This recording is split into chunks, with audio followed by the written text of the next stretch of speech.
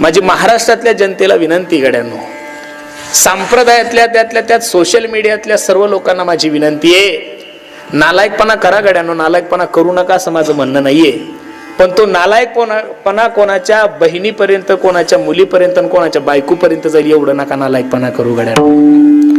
मग 2 दिवसापूर्वी त्यांनी कीर्तनात सांगितलं की कीर्तन करायची सुद्धा इच्छा राहिली नाही. अरे त्यांनी कीर्तनात सांगितलंय तुम्हाला आणि मला की गरीबांनी कर्ज काढून लग्न करू नका. ठीक आहे, मान्य आहे. आता लोक काढतात म्हणून त्यांनी सांगितलंय. अरे पण त्यांची परिस्थिती तुमच्या आणि माझ्यापेक्षा चांगली आहे. संप्रदायात एवढं मोठं 30-35 वर्षापासून जो माणूस दररोज 2-2, 3-3 कीर्तन करतोय, बोलणाऱ्या माणसाने थोडा विचार केला पाहिजेत की आपण कोणाला बोलतोय, काय बोलतोय, काय चाललंय महाराष्ट्रामध्ये मला काही कळत नाही महाराज. ज्याला घरात बायको विचारत नाही तशा लोकांनी सुद्धा बोललं पाहिजेत का हो महाराज? काय बोलताय, काही विचार आहे का तुम्हाला? अरे कीर्तनकार आहे तो, पुढारी नाहीये, राजकारणी नाहीये.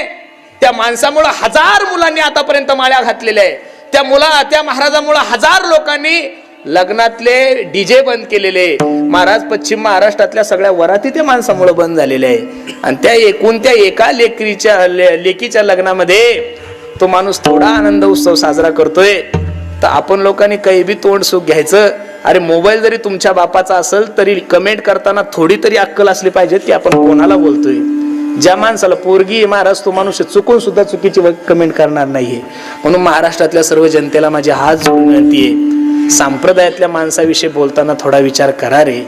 किती आमच्यासारख्या लोकांनी कीर्तन केले म्हणजे इंदुरीकर महाराजसारखा परत माणूस होईल का महाराज? 30 वर्ष ज्या माणसाने किंचितही क्रेज कमी होऊ दिली नाही, एवढं सोपं नाहीये महाराज.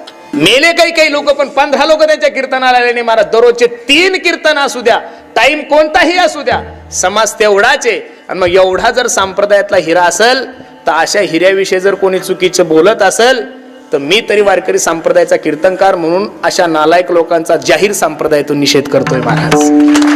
ज्यांनी या क्लिपा टाकल्या अशा मीडियावाल्यांचा सुद्धा मी संप्रदायाच्या वतीने जाहीर निषेध करतो.